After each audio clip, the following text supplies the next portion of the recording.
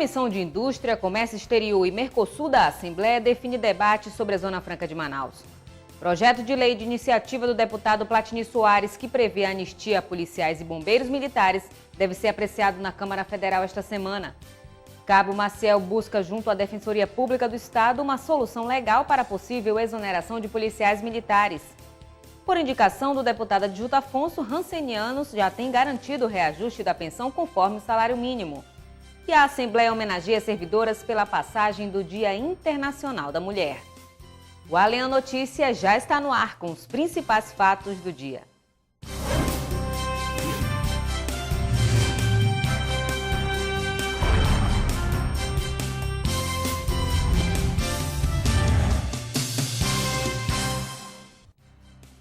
Boa noite. A Comissão de Indústria, Comércio Exterior e Mercosul se reuniu hoje para debater as principais demandas que giram em torno da Zona Franca de Manaus. A indefinição do novo superintendente e a falta de ação efetiva do Conselho Administrativo da Autarquia entraram em discussão. Desde julho do ano passado, o Conselho Administrativo da Suframa, CAIS, não se reúne para garantir a aprovação de novos projetos de implantação de indústrias na Zona Franca de Manaus. A demora tem prejudicado a geração de empregos. O presidente da Comissão de Comércio Exterior e Mercosul da Casa Legislativa cobrou a desburocratização na implantação de empresas, que demoram meses para conseguir licenças de funcionamento. Essa é uma questão que aflige a todos nós e que não merecemos, de parte do governo federal, até agora, nenhuma resposta. A nossa ida a Brasília, numa audiência com o ministro Armando Monteiro, tem esse objetivo, de dizer a ele a importância, de dizer a ele, inclusive, a necessidade da presença dele e da retomada das reuniões do Conselho de Administração da Zona Franca. Só para você ter uma ideia, existem 130 projetos com parecer prévio, favorável à aprovação e que não são aprovados. Há 8 meses o Conselho não reúne. Quando isso acontece, o empresário termina desistindo, ele não vem mais, ele quer trazer a empresa dele para o Brasil. E o Brasil leva 8 meses para decidir se quer ou se não quer. Então, isso é algo muito grave, muito delicado e que nós vamos avançar. Outros temas que prejudicam o desenvolvimento do Estado também foram debatidos, como a falta de julgamento pelo Supremo Tribunal Federal do recurso extraordinário, que decidirá se os insumos da Zona Franca de Manaus geram ou não créditos sobre o imposto de produtos industrializados. Se não gerar crédito de IPI, e veja, a Zona Franca tem 48 anos e nós não conseguimos ainda definir isto. O Supremo ora vai para um lado, ora vai para o outro. Essa decisão é muito importante porque ela está com carimbo de repercussão geral. O que for decidido lá vai ser aplicado a todos os processos. Aproveitando essa ida da comissão a Brasília, nós iremos fazer uma visita ao ministro Armando Monteiro e conversar com ele sobre as questões e os problemas da Zona Franca de Manaus. Para o deputado Saba Reis, membro da comissão, é preciso desenvolver políticas públicas que facilitem a geração de empregos. Eu tenho certeza que nós vamos avançar para superar os entraves, os gargalos que nós sabemos que existem para que as empresas possam se instalar aqui. Cada empresa que desiste, cada empresa que demora para ser aprovado o seu projeto, é menos emprego gerado, é menos riqueza que fica aqui no nosso Estado. E estas coisas precisam ser tomadas uma providência. No dia 23 de março, a comissão irá fazer uma nova reunião com representantes da Suframa, Bombeiros, Federação das Indústrias, Implurb e IPAAN, para dar mais agilidade aos projetos da Zona Franca. E em maio, deverá ir a São Paulo para discutir os gargalos da indústria brasileira no fórum promovido pela Associação Brasileira da Indústria Elétrica e Eletrônica. Presidente Dilma Rousseff faz discurso em rede nacional e pede paciência ao povo brasileiro por conta da crise econômica que o país enfrenta. E projeto que regulamenta os direitos dos trabalhadores domésticos está previsto para ser votado esta semana na Câmara Federal. Essas e outras notícias no quadro Bancada Parlamentar com a jornalista Adriana Araújo.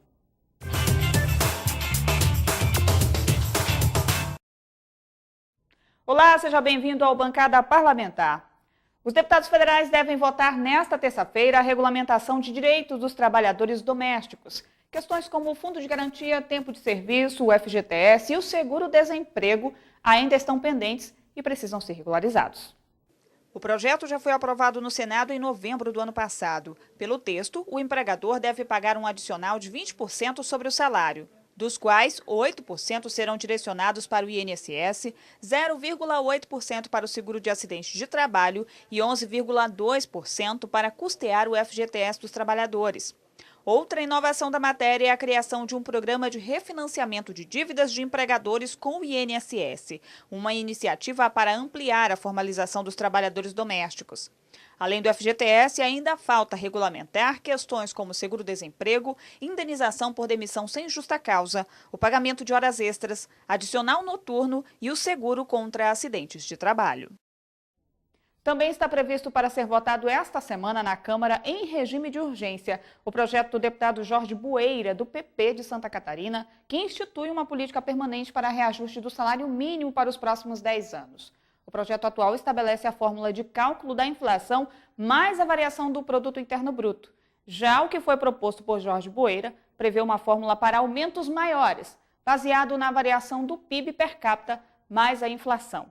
De 2003 a 2012, o PIB per capita aumentou 27,8%. E no último domingo, a presidente da República, Dilma Rousseff, fez um pronunciamento na TV em rede nacional e pediu compreensão e paciência dos brasileiros diante da situação de crise econômica que o país está vivenciando. Na Assembleia Legislativa, os parlamentares comentaram o discurso de Dilma. Por meio do pronunciamento na TV, a presidente da República, Dilma Rousseff, defendeu a necessidade dos ajustes fiscais aplicados desde o início do ano. Dilma afirmou que o Brasil está enfrentando dificuldades por conta da crise econômica mundial, mas que o país tem condições de superá-las e as medidas devem ajudar a controlar o problema. A crise afetou severamente grandes economias como os Estados Unidos, a União Europeia e o Japão. Até mesmo a China, a economia mais dinâmica do planeta, reduziu seu crescimento à metade de suas médias históricas recentes. Alguns países estão conseguindo se recuperar mais cedo. O Brasil, que foi um dos países que melhor reagiu em um primeiro momento, está agora implantando as bases para enfrentar a crise e dar um novo salto no seu desenvolvimento. Durante o discurso, a presidente pediu paciência e compreensão dos brasileiros pelos ajustes nos impostos, afirmando que a situação será temporária. Tudo isso, eu sei, traz reflexos na sua vida. Você tem todo o direito de se irritar e de se preocupar. Mas lhe peço paciência e compreensão, porque essa situação é passageira. O Brasil tem todas as condições de vencer esses problemas temporários. Deputados da Assembleia Legislativa comentaram sobre o pronunciamento de Dilma. Para o petista José Ricardo, as medidas do governo federal estão ajudando a controlar a inflação e a manter os empregos. As medidas que estão sendo tomadas são medidas que tentam manter o nível de emprego, claro. Também tem a questão da inflação, para não aumentar a inflação, porque isso acaba diminuindo o poder aquisitivo das pessoas, do salário.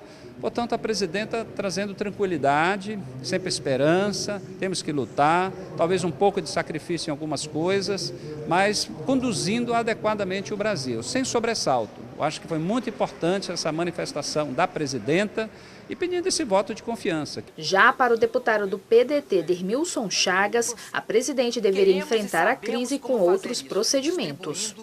E são medidas que vêm contra a população, em que a população não gostaria de ser afetada. Gostaria que outras formas fossem utilizadas. Corte de ministérios, redução de cargos, redução de alguns gastos, um programa de inibição à corrupção também seria mais proveniente, redução de gastos de investimentos onde não foram para frente, onde não avançaram. Nós temos vários exemplos instalados no Brasil, vários projetos que eram para ser executados, começaram e não chegaram ao seu fim, não chegaram ao seu objetivo. Isso impacta para a sociedade. Ou seja, a sociedade trabalha para arrecadar para o governo arrecada, mas a finalidade de recurso não é aplicada. E os jornalistas pressionaram e a Câmara Federal decidiu acelerar a análise da proposta de emenda à Constituição que prevê a volta da obrigatoriedade do diploma para exercer a profissão. Para trabalhar como jornalista, levar informação de qualidade, isenção e responsabilidade, precisa de diploma. Eu entendo e sou favorável que o diploma deve voltar e deve ser uma exigência. É claro que nenhuma faculdade prepara por si um profissional para atuar no mercado. É claro que se faz necessário complementações, que aí você faz com pós-graduação, você faz com mestrado, você faz com doutorado. Mas eu acho que é preciso ter um mínimo de preparação qualificada a nível acadêmico. A discussão sobre a exigência do diploma para o exercício da profissão de jornalista volta à pauta do Congresso Nacional. A PEC do diploma, como ficou conhecida, teve origem no Senado para superar o impasse provocado pela discussão no Supremo Tribunal Federal em 2009.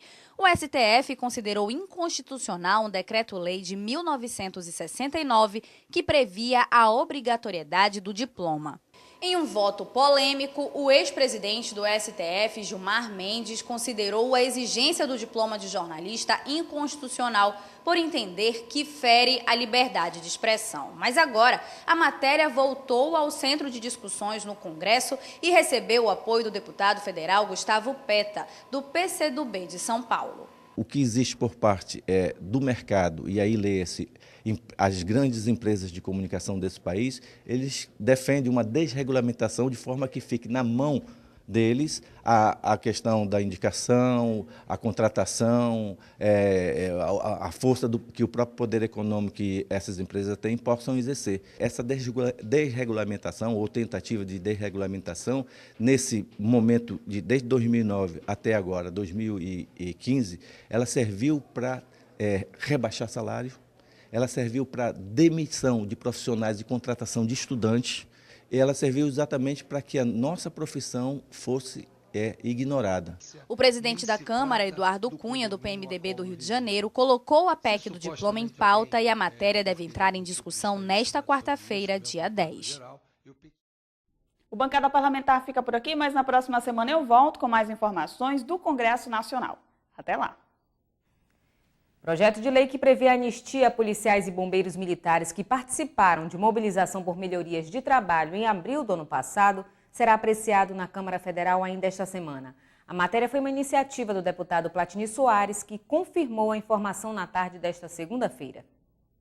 O projeto de lei de número 305 de 2015, que pede a anistia aos agentes de segurança pública por ter participado de manifestação trabalhistas em abril do ano passado, é de autoria do deputado Platini Soares e conta com o apoio do deputado federal Paulderney Avelino, do DEM.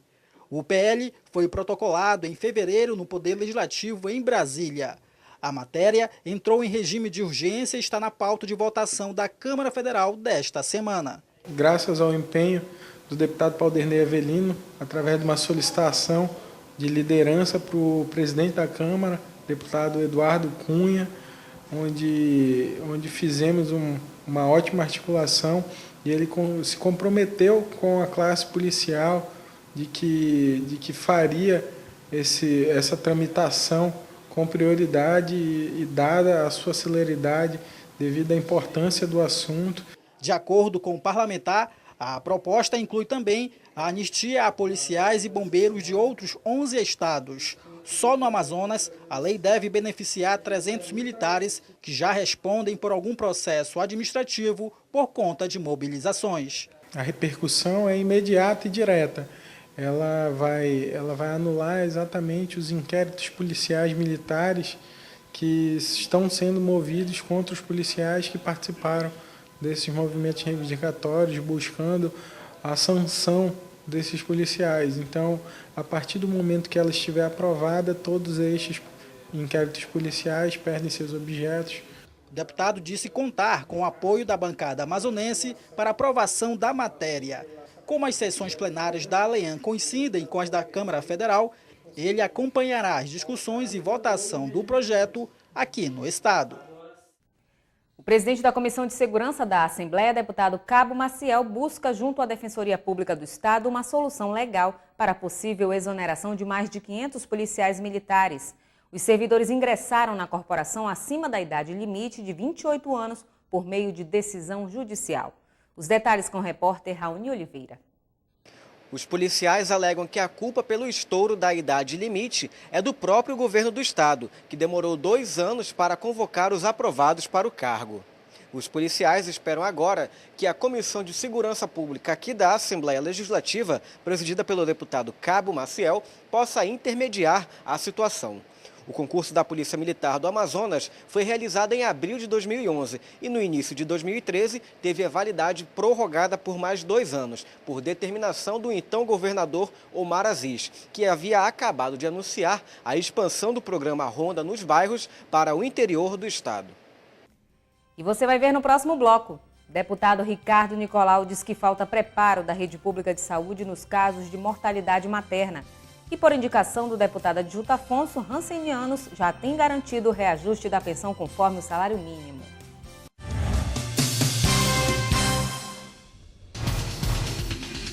Quer saber mais sobre o que está acontecendo na Assembleia Legislativa?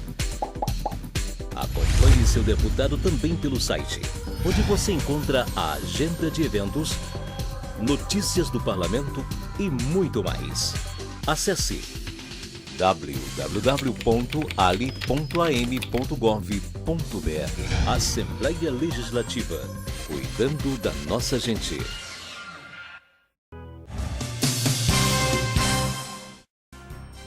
A mortalidade materna no Brasil diminuiu, mas ainda assim os índices não cumprem a meta das Nações Unidas. Na Assembleia Legislativa, o deputado Ricardo Nicolau disse que falta preparo da rede pública de saúde para atender esses casos. A alta taxa de cesáreas, o excesso de intervenções desnecessárias, a falta de treinamento de equipes especializadas e a proibição do aborto são alguns dos fatores apontados pelas Nações Unidas como barreiras para que a mortalidade materna diminua no país. De acordo com o Ministério da Saúde, o Brasil tem hoje 62 casos a cada 100 mil nascimentos. A meta estabelecida até o fim deste ano pelos Objetivos de Desenvolvimento do Milênio da ONU era chegar a uma taxa de 35 mortes por 100 mil nascimentos. No Amazonas, o índice de mortalidade materna caiu em 11,2% entre 2009 e 2012. O deputado Ricardo Nicolau comentou o assunto. Ele afirma existir falta de preparo da rede pública de saúde. A grande maioria das maternidades no Brasil afora, né, não tem especialização tanto no cuidado intensivo quanto nas gravidez de alto risco, né, daqueles pacientes com diabetes, pacientes com pressão alta, que entram em eclâmpsia. Então é preciso que as maternidades estejam dotadas e preparadas para cuidar das mães com UTIs, cuidar das mães com pacientes de risco, fazendo um pré-natal correto, e que possa ter um programa de educação, um programa de acompanhamento dos jovens e dos adolescentes que, de forma muito precoce, estão engravidando. Em 2013, 65 mil mulheres morreram no Brasil por complicações ao dar à luz, durante ou após a gestação, ou causadas por sua interrupção.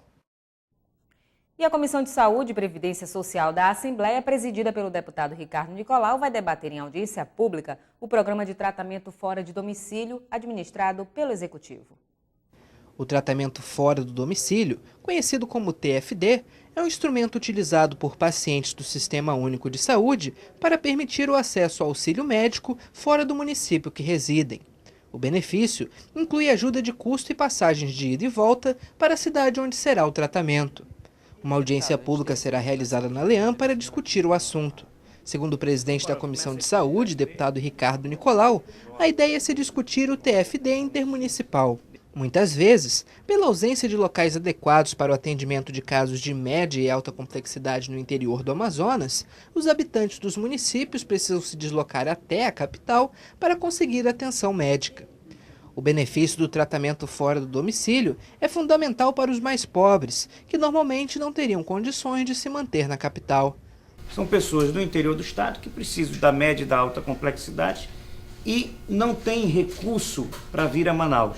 Muitas vezes o prefeito paga a passagem, mas a pessoa fica aqui na casa de parente ou fica passando necessidade.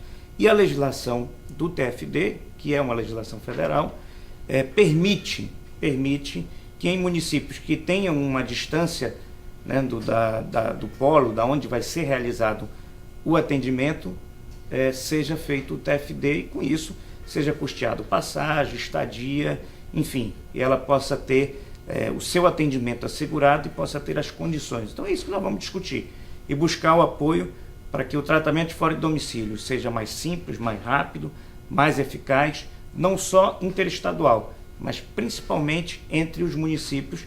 A audiência pública será realizada às 15 horas, no auditório Cônego Azevedo, na sede da Assembleia Legislativa, localizada na Avenida Maripiranga Monteiro, número 3.950, bairro Parque 10.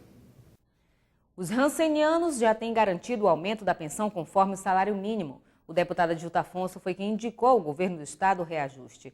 Os detalhes com o repórter Adriano Castro. O deputado pelo PP, Adilto Afonso, acompanha as ações do movimento de integração das pessoas atingidas pela hanseníase e, por isso, todo ano faz indicação ao governo do estado para o pagamento integral da pensão, que deve acompanhar o salário mínimo. Essas pessoas já têm direito a um salário do governo federal. Fiz o requerimento, o governador José Mello atendeu e aprovamos aqui. Esperamos que eles recebam ainda este mês de março a diferença de janeiro, fevereiro e março já. Porque a diferença é mais ou menos em torno de 60 e poucos reais. O acréscimo no novo salário mínimo. Então, se eles receberem, já vão receber uma ajuda de quase 200 reais, a diferença, que é muito importante. Deputado Sinésio Campos apoia a segunda caminhada Gomes Zero, que tem o objetivo de incentivar a população na prática da coleta seletiva no Amazonas. Mais informações com a repórter Priscila Sena. Raquel, o deputado Sinésio Campos está apoiando a segunda caminhada chamada Gomes Zero, que será realizada pela empresa Pioneer do Brasil no próximo dia 22, no bairro da União. O objetivo da iniciativa é mostrar a importância da coleta seletiva e incentivar a população a tirar das ruas a maior quantidade de lixo possível. Priscila Sena para o Alean Notícias. Alimentos doados no amistoso José Aldo e Delmo foram entregues à Defesa Civil do Estado para atender as vítimas da enchente. Esse é um dos destaques do esporte amazonense de hoje com Tom Claro.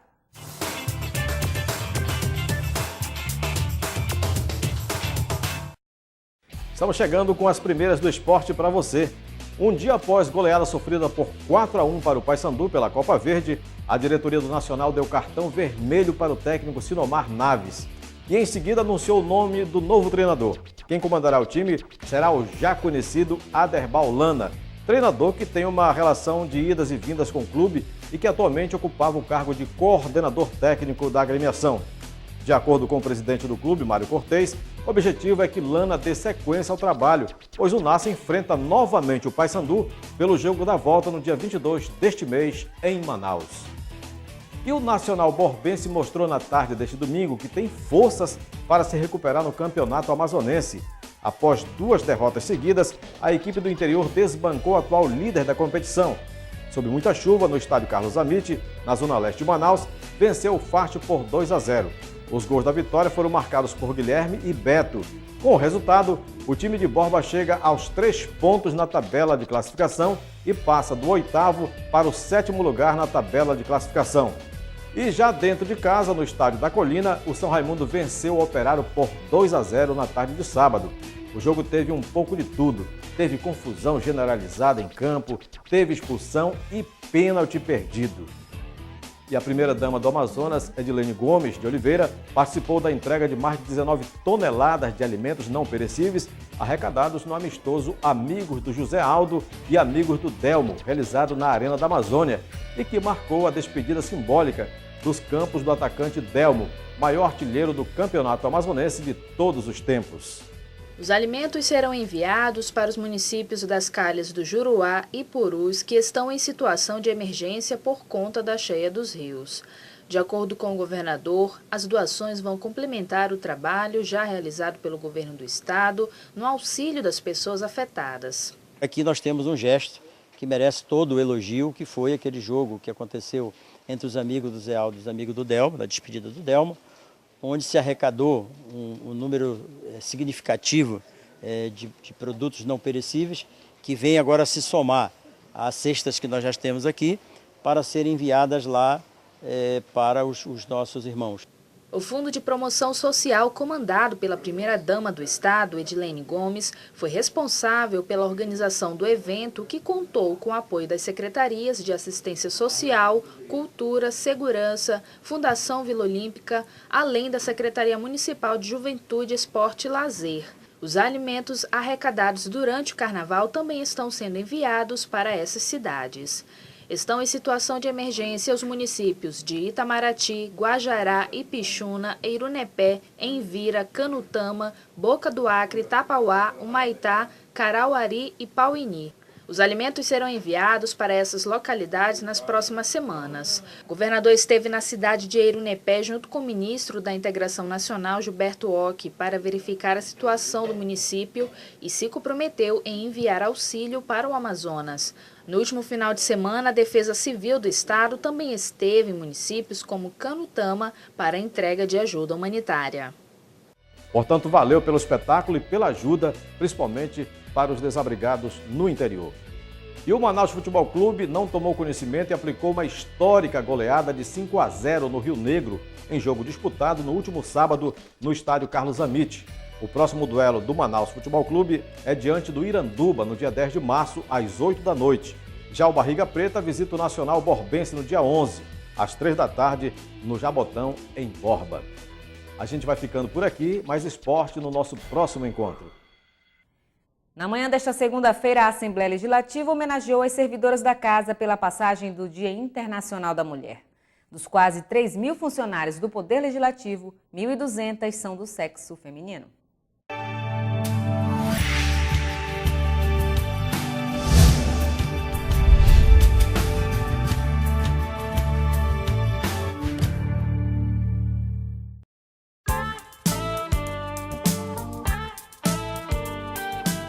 A plateia do auditório Belarmino Lins foi tomada pelas servidoras da Assembleia Legislativa. A homenagem foi realizada por meio da Escola do Legislativo. Segundo a diretora da escola, Jaqueline Ferretti, a homenagem é uma forma de reconhecer os trabalhos prestados pelas servidoras à população. Nós sabemos que a figura feminina é muito importante nesse processo de profissionalismo. Então, exigências e determinação, resiliência é uma característica muito forte da mulher. E as nossas servidoras contribuem muito tendo esse tipo de ação dentro das nossas atividades. O Dia Internacional da Mulher passou a ser comemorado depois que um incêndio em uma fábrica têxtil na cidade de Nova York matou dezenas de mulheres. A Organização das Nações Unidas passou a celebrar a data em 1977, para lembrar as conquistas sociais e políticas das mulheres. O deputado pelo PSDB, Bi Garcia, terceiro vice-presidente, foi quem comandou a homenagem. A presença da mulher na Assembleia ela tem sido constante, tanto no parlamento quanto nos trabalhos aqui da casa.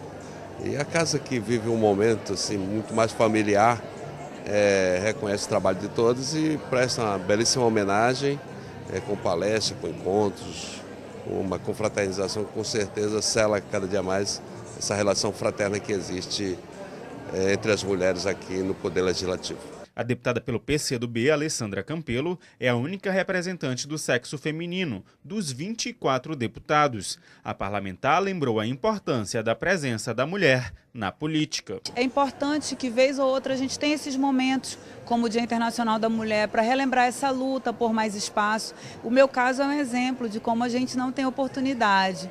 Eu sou a única deputada, tenho 23 colegas deputados, então entre 24 eu represento menos de 5% das cadeiras do parlamento e eu tenho certeza que tem muitas outras mulheres, inclusive tão competentes quanto ou até mais competentes que eu, que poderiam estar aqui, mas talvez elas não tenham tido a oportunidade. Os deputados José Ricardo, Dermilson Chagas e Augusto Ferraz também participaram da cerimônia. Que tudo que forem fazer, pensa primeiramente em Deus, peça a direção de Deus, para que elas possam realmente buscar resultado. E eu tenho muita fé em Deus que elas vão alcançar o espaço que elas merecem.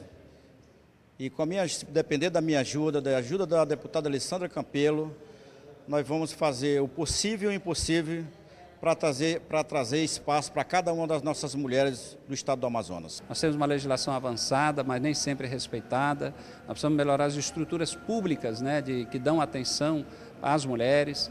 Uma luta importante que agora, esses dias, tivemos aqui na Assembleia Legislativa, que foi a garantia da manutenção da Secretaria Executiva de Política para as Mulheres, que o governo queria extinguir, e, ao mesmo tempo, projetos que eu dei entrada agora essa semana passada, garantindo também direitos, no caso de ter policiais femininos nas delegacias no interior e evitar que dinheiro público seja utilizado para financiar shows que de alguma forma possam denegrir a imagem e a dignidade das mulheres. É um momento de reflexão, é um momento para trazer as lutas, as bandeiras, falar das causas, dos avanços, como também para falar do que ainda acontece na sociedade. Então, mais do que justo, homenagear todas as mulheres, nós somos oriundos delas, em que a gente possa realmente aqui comemorar mais um dia muito importante para elas. A juíza presidente da Câmara de Mediação e Arbitragem do Amazonas palestrou sobre os deveres das mulheres. Um dos pontos foi a educação sobre os recursos hídricos renováveis. Alertá-las como primeiras educadoras que todas nós somos dentro do nosso lar e formadoras de opinião sobre o problema da água, que já está incomodando o mundo inteiro, já chegou ao Brasil e pode chegar aqui ao Amazonas, ainda que tenhamos o maior rio do mundo. Mas a água toda do Amazonas não é potável e nós mulheres precisamos preparar a nossa descendência para esse problema que pode aparecer e para que não apareça, tenhamos essa prevenção. As servidoras também receberam certificados de honra. No último domingo, o presidente da Comissão de Jovens, Crianças e Adolescentes, deputado Carlos Alberto, participou de ação social Gente da Comunidade em comemoração ao Dia da Mulher. Na ocasião, mais de 2.000 moradoras do bairro Alvorada, zona centro-oeste da capital Manaus, participaram de atividades como expedição de documentos, atendimentos médico, odontológico e jurídico, tudo em prol da população. Mas nós aproveitamos para fazer esse evento e assim desenvolvermos o social. Por que o social? Porque através dele torna-se possível estarmos ainda mais junto do povo, das pessoas, procurar saber a necessidade de cada um. O presidente da Comissão de Jovens, Crianças e Adolescentes da Casa avaliou positivamente os serviços oferecidos. Para ele, inserir o poder legislativo neste tipo de ato ajuda pessoas carentes a recuperarem a cidadania. Eu acredito que foi algo assim que trouxe ao povo, à população, as pessoas que lá compareceram, um bom resultado, um bom apoio. O projeto ocorre a cada 2 meses nos bairros de Manaus. Confira agora o que foi destaque no Além Notícias de hoje. Zona Franca de Manaus entra em discussão na Comissão de Indústria, Comércio Exterior e Mercosul. Por indicação do deputado Adjuto Afonso, Rancenianos já tem garantido o reajuste da pensão conforme o salário mínimo. E a Assembleia homenageia servidoras pela passagem do Dia Internacional da Mulher. E nós ficamos por aqui. No site da Assembleia, ali.am.gov.br, você tem outras informações sobre a atuação parlamentar. Uma ótima noite para você e até amanhã.